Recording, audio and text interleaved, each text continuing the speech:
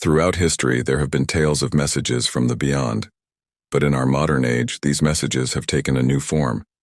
Here are 3 chilling accounts of mysterious phone calls that remain unexplained. The Kuykendalls. In the serene town of Fircrest, Washington, the Kuykendalls were known as a close-knit family. Their life was ordinary, filled with school events, family dinners, and weekend outings. But in February 2007, an inexplicable series of events turned their world upside down. It began subtly. Courtney, the 16-year-old daughter, noticed her phone sending out text messages to her friends, messages she hadn't typed. These texts were gibberish, strings of random letters and numbers. Concerned, the family considered malware or a technical glitch. However, the situation took a sinister turn when the family's landline started ringing at odd hours. An eerie, distorted voice on the other end would whisper threats, describing the family's activities in unsettling detail. "I see you've made spaghetti for dinner," it would say, or, "Your blue nightgown looks pretty tonight." Desperate for answers, the family approached the local police. Officers conducted surveillance, tracing calls, and even tapping the family's phone, but the results were always inconclusive. The most chilling moment came when, during a meeting with investigators, the family's phone rang. The caller ID displayed Courtney's number, but her phone was off, lying right in front of them. The voice played back their ongoing conversation, word for word. Weeks turned into months. The family changed numbers, moved homes, and even sought help from federal agencies. But the mysterious calls continued, each more menacing than the last. The emotional toll on the Kuykendalls was immense. Sleepless nights, constant paranoia, and the fear of an unseen stalker watching their every move became their daily reality.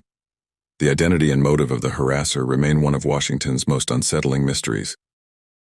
Charles Peck's ghost calls. Los Angeles, a bustling city, witnessed a heart-wrenching tragedy in September 2008. A catastrophic collision between a Metrolink commuter train and a Union Pacific freight train resulted in numerous casualties. The city mourned, and news channels were flooded with updates. Among the victims was Charles Peck, a loving father, brother, and fiancé. But as the night of the accident wore on, something inexplicable began to unfold. Charles's phone, against all odds, started dialing out to his family members. Each call was a beacon of hope, a sign that Charles might still be alive amidst the wreckage. His son, fiancé, siblings, and even extended family members received these calls. The phone would ring, displaying Charles's name, but upon answering there was only an eerie silence. No voice, no background noise, just a void. Each call became a painful mix of hope and despair. Rescue workers, upon hearing about the calls, intensified their search. They hoped to trace the signal, hoping against hope to find Charles alive. But when they finally located him, the reality was grim.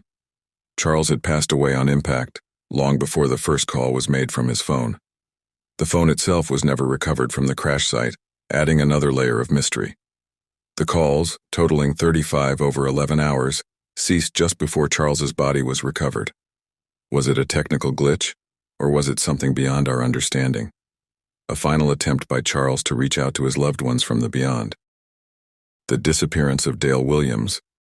Nucla, Colorado, a picturesque town nestled amidst nature, was the last place anyone would expect a mystery to unfold.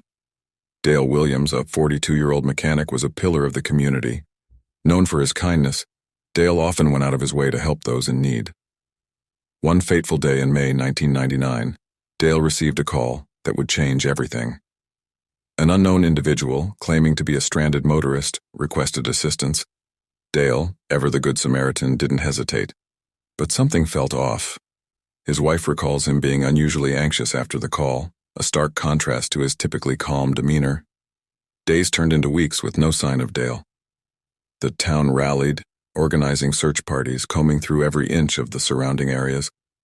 But Dale seemed to have vanished into thin air. Then the mysterious phone calls began. An unknown, almost whisper-like voice would call Dale's family home at odd hours. "Look near the water," one message hinted.